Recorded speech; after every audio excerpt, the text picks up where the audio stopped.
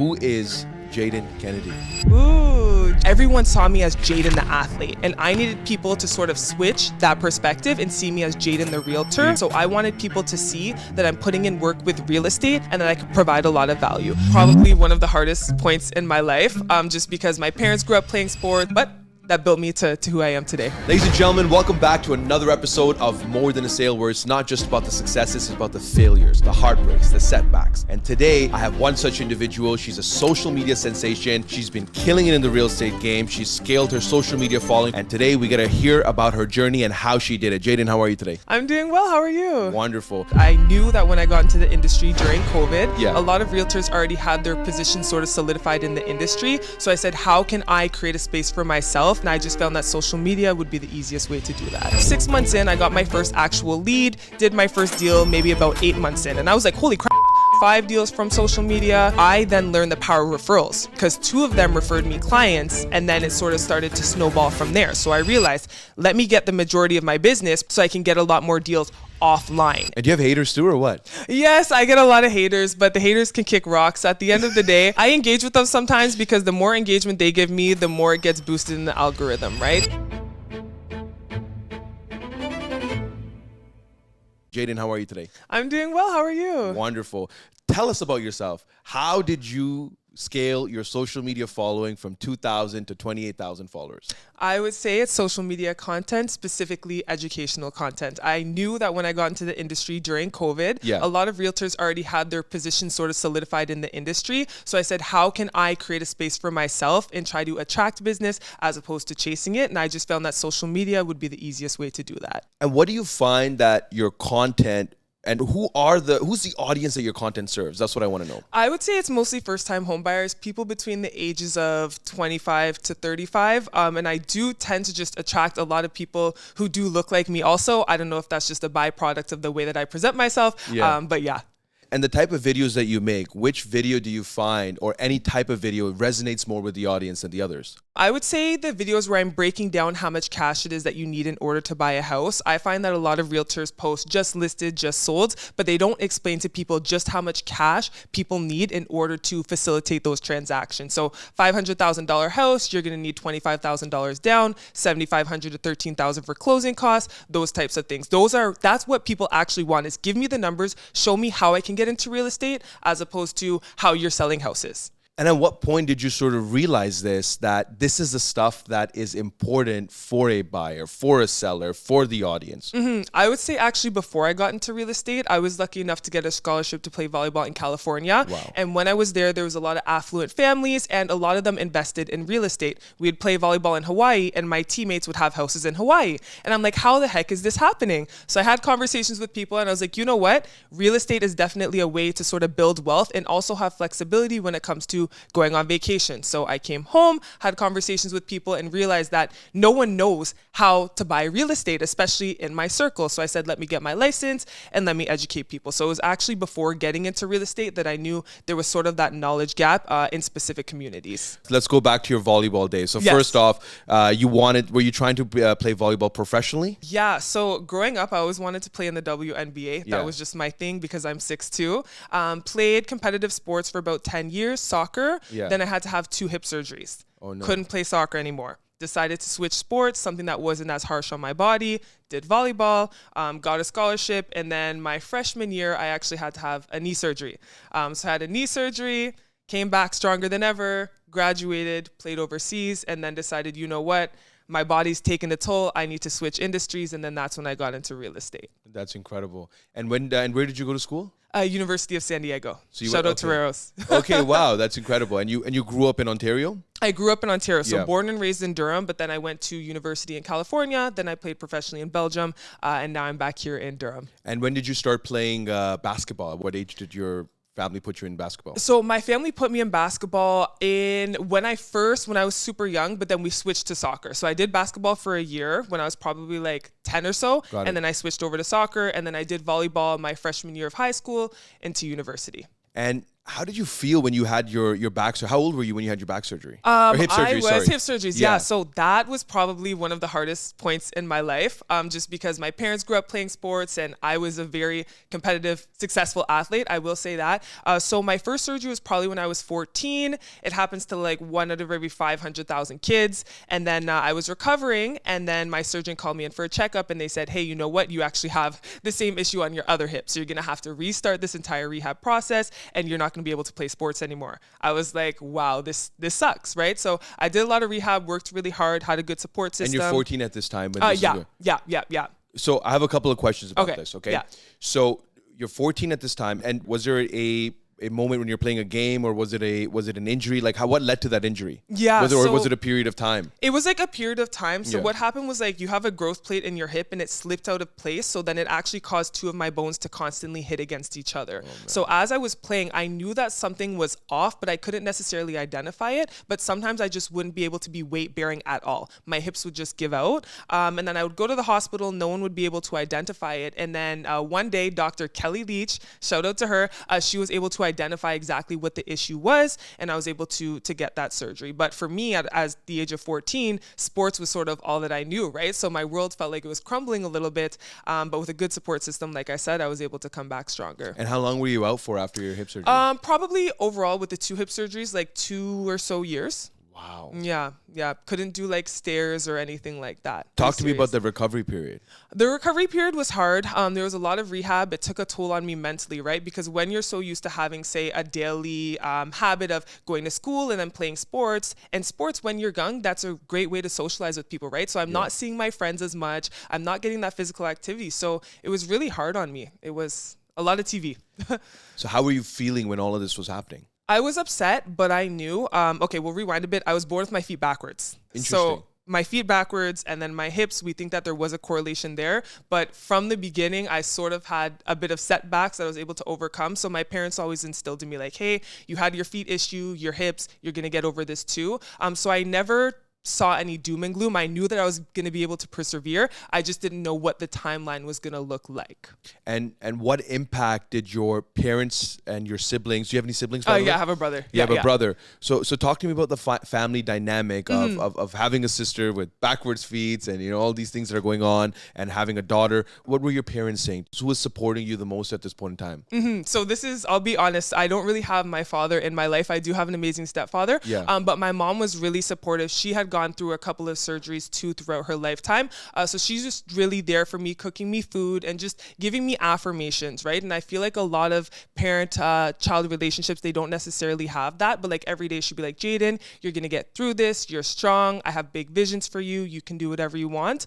And then my brother, he sort of looked up to me too, right? So whatever he could do to support me, he would do that. You're a teenage girl. You're told you can never play sports again in your life. And now you're in rehab. And did you have any friends at that point in time that would stay in touch with you that are kind of, Yeah, 100%. All of my like soccer teammates and school friends, they were all there to support me. And unfortunately, they also had surgeries throughout their careers too. So as time went by, I was like, okay, they supported me when I was down, and then I had the opportunity to sort of support them. But my support system was really strong. And I feel like if I didn't have that support system, it would be hard because, for example, I didn't get to go to my grade 8 grad trip, right? So there was a lot of different milestones in my life that I didn't get to partake in because I had these injuries, right? That built me to who I am today. We all have those moments in our life in our teenage years where, we may not share with our parents or our loved ones, and we kind of break down. Yeah. Was there a period like that for you where you kind of never shared it with your mom or your brother or your stepfather, and you're just like, you completely broke down, and you're like, and you either you talk yourself out of it, or you talk yourself into like, okay, here's what I need to do now after you completely break down and shit. Did you have that moment during that time, or you didn't process it? I honestly don't think I was processing what's happening because everything around me just completely changed. But I did watch a lot of I love Kobe. I watched a lot of his YouTube videos and stuff just to make sure that I instilled the mindset of I can get over this. I can overcome anything that comes my way. So anything that's ever come my way in life, I see it as just like an obstacle, not necessarily something that I can't get over. But I think it's due to the way that I was sort of brought up and the things that I was faced with at a young age. So moving forward now, 2 years of rehab.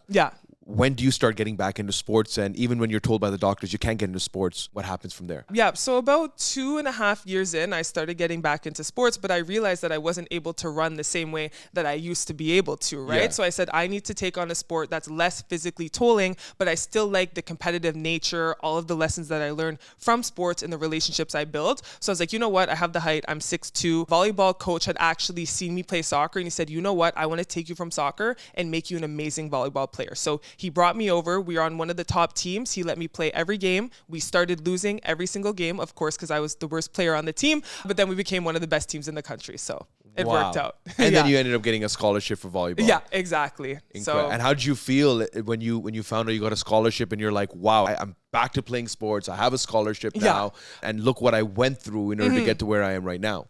it felt amazing. It was just validation because I knew that my hard work was going to pay off. And a scholarship was always in the back of my mind, especially because I wanted to save my parents money. All of the time and effort that they put into staying up late to take me to sports, etc. I wanted to make sure I got a scholarship to sort of show my thanks to them. So that was not getting a scholarship was never an option for me. And then another injury. And then another injury. Yeah. Okay, so talk to me about that one. That one was a bit harder on me just because it was in university and I was getting paid to go to school in the States to play volleyball, right? So I felt like, look, I'm at the point where I'm not able to play and I'm getting paid to play, right? And I'm also seeing all of my peers improve their games and I just have to sit here and sort of watch them while I don't even know what my future looks like because I'd never had a knee injury before, right? So I did rehab for, I would say about a year. And my first year back, I definitely was not the same player that I used to be. And that also played on me mentally because the shots, the jumps, all of the things that I used to be able to do,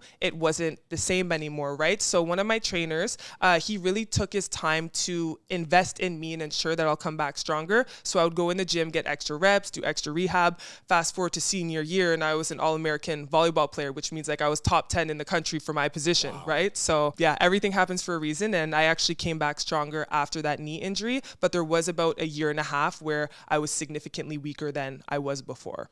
And you know what's interesting? It's nobody understands this about professional players. It's not just about being good at what you do. It's also making sure you don't get injured. Yes. And protecting yourself so you don't end up in a position where you can never play again. And there's been so Exactly. many stories where someone had the best potential, and you probably have those stories as well. You're like, wow, this person can be that, they're incredible. They're better than anybody else that you've ever seen play, but they get injured and that's it. And that's it. Exactly. So that's what I was sort of afraid of too once I hit the university part because I was like, I don't know. I'm older now. I don't know if my body will recover the same way, but it ended up working out and I wouldn't ask for it any other way. So let me ask you this now. Now you're in university with the affluential people that you go to school with and you got a chance to hang around their family and you mentioned you're like, wow, I really learned things about real estate. What did you learn by being around affluential people and the families and seeing how these rich people operate their lives? Share some perspectives with me. I think the biggest thing was that they talk about money.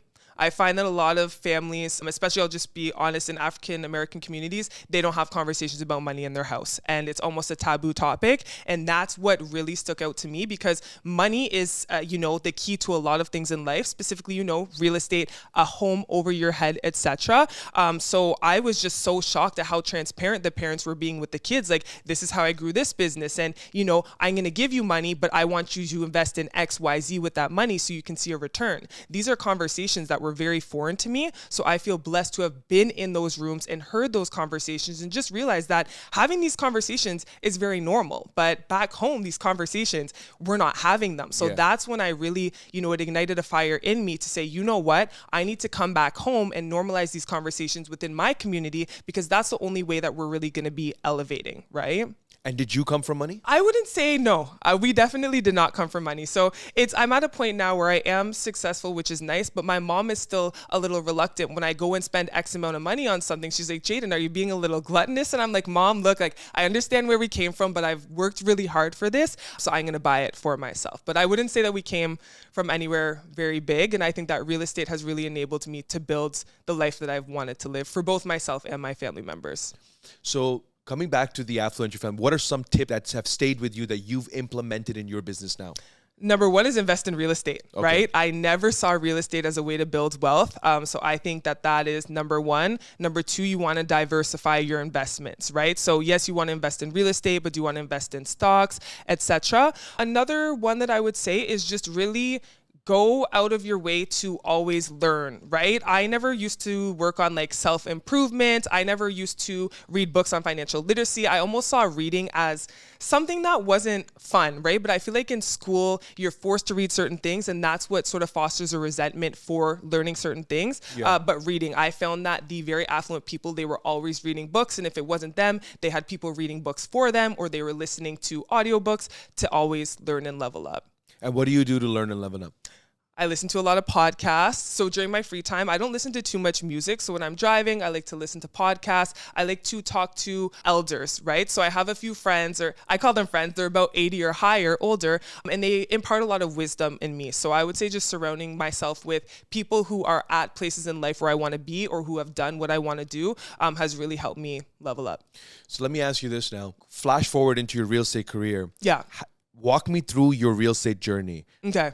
Talk to me about year 1. Yeah. Then talk to me about year 2. Yeah. And then talk to me about, are we in year 4 right now or year 3? Year 3. You're in year 3. And then talk to me about year 3 and how it is. Walk me through that journey. Yeah. So year 1, I got into the industry and I realized, wow, okay, there's a lot of realtors that are sort of monopolizing the market. How the heck am I going to get any business? So for this first 6 months, I was like, I need to get on social media. And I was just Googling. I didn't do transactions. So I was Googling top realtor questions, what to look for in a house. And I was just posting content on that. I would have a few people here and there ask me questions about the content, and I'm like, oh, wait. People are actually interested in what I had to say. And I also wanted to leverage social media because everyone saw me as Jayden the athlete. And I needed people to sort of switch that perspective and see me as Jayden the realtor. You need to pivot that. Yeah. Pivot that, exactly. Because I want people to see that I'm actually serious. Because I put a lot of work behind the scenes in sports, but people just see the outcome, right? So I wanted people to see that I'm putting in work with real estate and that I can provide a lot of value. So about 6 months in, I got my first actual lead, did my first deal maybe about 8 months in. And I was like, holy crap. I'm just posting on social media to sort of show people that I know what I'm talking about, also to hold myself accountable and continue to learn. And then after that, year 1 comes around, I probably did 4 or 5 deals from social media. And then, last year I did maybe like 10 or 12 from social media. Till the first 6 months of having a license. Yes. You're trying to figure things out. You're trying to learn. So you don't have your first official deal till 6 months in. Yeah. And that's through continuous social media content. Yeah. And for the build up before someone's like, okay, you know what? Let's talk to Jayden. She knows what she's doing. And then from there, when you did your first deal, then you have your other 2-3 deals that kind of come accordingly to that. Talk to me about your first deal. Was it a sale? Was it a lease? What was it? My first deal was a sale, and it was really nice because my goal is to empower, especially people in the younger, like millennials, right? And so it was a group of 5 millennials who'd actually reached out to me, said, hey, we pooled our funds together. We actually leveraged some of the tips that you presented on social media, and we're ready to buy a house. So we bought a house over in St. Catharines.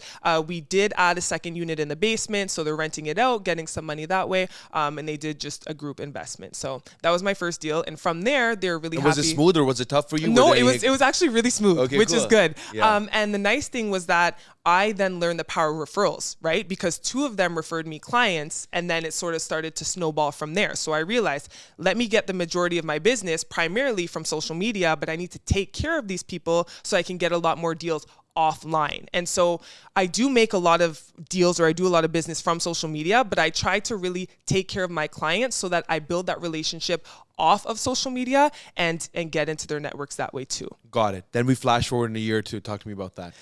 Year 2, it's great. It's grown really quickly. I'm able to do a lot of business. I'm doing a lot of podcasts, a lot of public speaking now, and my social media has just grown significantly. Would you say 90% of your deals are all coming from social media? Like, are you spending money in marketing? Are you spending money in advertising? Yeah. Like where would you say majority of the business is coming from? Yeah, so I spend a lot of money on advertising. That's what completely changed the game for me. I think that a lot of new realtors, or a lot of business people in general, need to realize that you need to spend money to make money. And this is a lesson that I learned a little later in the game, but it's better late than never, right? So at first I started investing about $100 per video just to see how it went. And now I'm at about $2,000 a month. And what would you, like when you say spending $100 on a video, like where are you boosting the post? Are you running as an ad to get somebody to sign up? What are you doing? Yeah, I'm boosting the ad. Okay. But a lot of people reach out to me and they're like, Jayden, how are you so successful with boosting? And I just want to say that I have strangers reaching out to me saying, thank you so much for pushing that ad on my feed. And when I get that feedback, that means that I'm putting out value. I think that a lot of realtors are putting out stuff just to put it out, but I always ask myself, is this something that if a stranger were forced to consume it because I'm paying to put it on their timelines, is this something that they would appreciate seeing? If it's not something they're going to appreciate, I'm not going to post it. Because yes, sure, a byproduct of all of these ads is followers, but my main goal is to have the strangers repost my content into their spheres so that I can transact with everyone. Wow, that's powerful.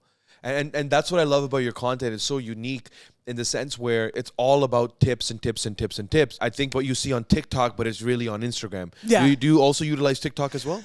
I used TikTok for a little bit, but I just found that there was a lot more trolls on there. So I'm just going to stay on my lane and stick with Instagram. It's really works with me. And at the end of the day, I don't have the time to be engaging with people who are questioning my credibility all of the time. So I will just sort of stick with Instagram. And I also, one of the avenues that I take is because I work with so many millennials, a lot of their parents are co-signers on my transactions, right? So I want to make sure I'm building relationships with their parents also. And a lot of their parents are on Instagram.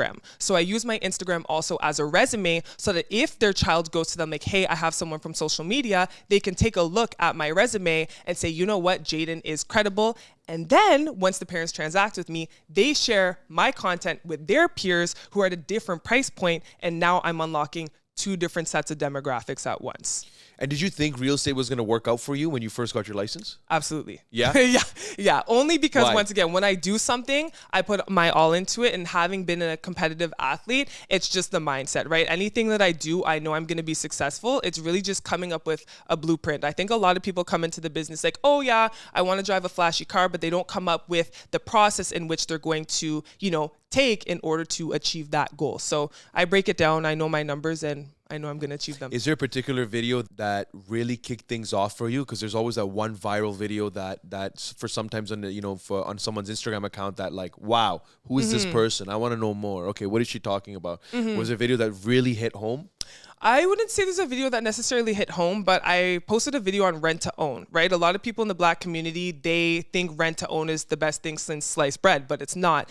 So I posted that video, got about 100,000 views, right? And I was like, whoa, 100,000 views. This is interesting. So I don't think there was necessarily a video, but I just had a lot of validations throughout my time that made me realize, okay, social media is the way to go. I did do something on the Pickering City Center though, and I got 4 deals from that. So that was incredible. That was nice. Yeah. And that all came from social media. That all came from social media from posting one video. And do you have haters too, or what? Yes, I get a lot of haters, but the haters can kick rocks. At the end of the day, I engage with them sometimes because the more engagement they give me, the more it gets boosted in the algorithm, right? So I'll play with them a little bit, but I do think that social media, if you're going to get on camera, it's not for the weak. You're going to get your fair share of haters. People are going to pick on your appearance, your voice, your knowledge, etc. But I get way more support. And at the end of the day, the haters aren't paying my paychecks, right? So I don't care.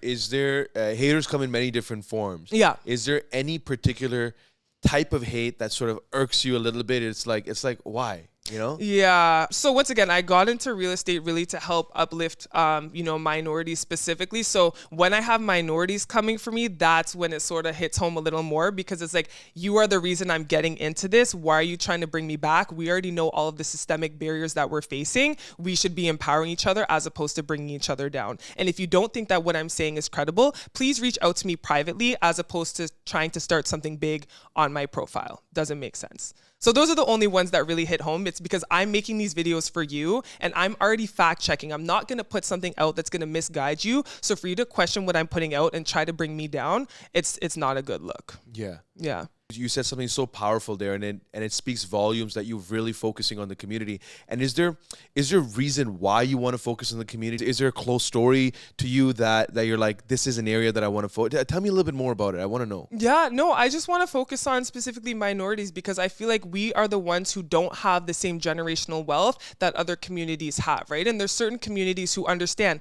let's pool our money together to purchase a property and build wealth that way. A lot of people in other communities, they're not okay with doing that. And unfortunately, a lot of the first-time homebuyers that I work with right now from certain backgrounds, their parents are forcing them to pay rent, right? As opposed to allowing them to leverage that money to save, to put a down payment towards a house. So I really just want to switch the narrative. I feel like a lot of people, once again, in the Black community, the parents are like, I went through this, so you have to go through this. And that's not how we're going to break generational curses. So if your parent is not going to have this conversation with you in your house, go watch my Instagram and I will facilitate that conversation with you to make sure that you're equipped with the knowledge to break generational curses. I love that, Jayden. Thank you. How did you become this person? You know, were you always like this? I've always been passionate, but I don't think that I think getting into real estate helped me become who I am, because I'm really exposed to a lot of different scenarios that I didn't even realize existed, right? So it's really created a new level of empathy for me, and it's really instilled a different level of drive, because there are some people in really unfortunate situations, and I want to do my best to sort of help people. And now that I do have a bit more money than I did before, if I'm able to support someone, be it financially, educating them, sending them to an event so that they can learn better, I'm gonna do that. Oh, I've done that. Yeah. And I do a lot to bring people together, because I find that my social media platform, I touch a lot of different people in different areas of life. So if I can, for example, have a networking event where everyone can get together and empower each other, I'm going to do that. And a byproduct of that naturally is people feel like they're more connected with me, and they send me business. So I like to see myself as a connector. Yes, I'm a realtor, but I leverage my platform to really bring people from different communities together to help uplift them in their businesses and help them make money so that they can then build generational wealth for their families also. Who inspires you, Jayden?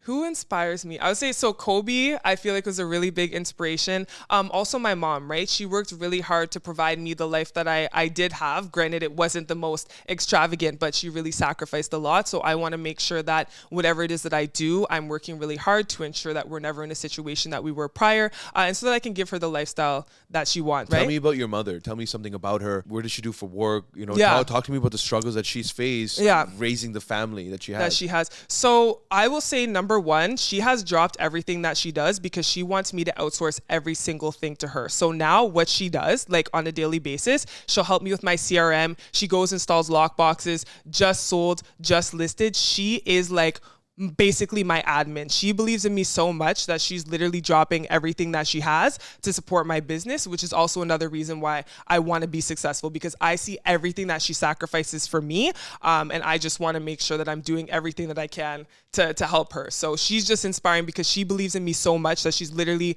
doing everything she can to bring my business to the next level. So it's like we're having this conversation now. She's in my CRM creating birthday cards for my clients, right? Not everyone has that opportunity to have a family member who's that invested in them and their business. I can relate because I'm very close with my mother as well and my family, and support of your family is the greatest thing anybody can ever ask for, because you don't realize how far it really goes. Yeah. Especially the mother I have, you'll rarely get a chance to see it. Some people catch it sometimes when we're at the awards gala or parties or office, and she knows that I'm so running around, I don't get a chance to eat. She'll literally bring me food and start stuffing food. And I'm like, Mom, can you stop? Like, I'm like, chill. Like, I'm in a business setting. Please don't eat this. And it's just, shoving food. So I know exactly what you're saying. What's a proud mom moment for you? Or what's a proud mom moment that you think your mother has had?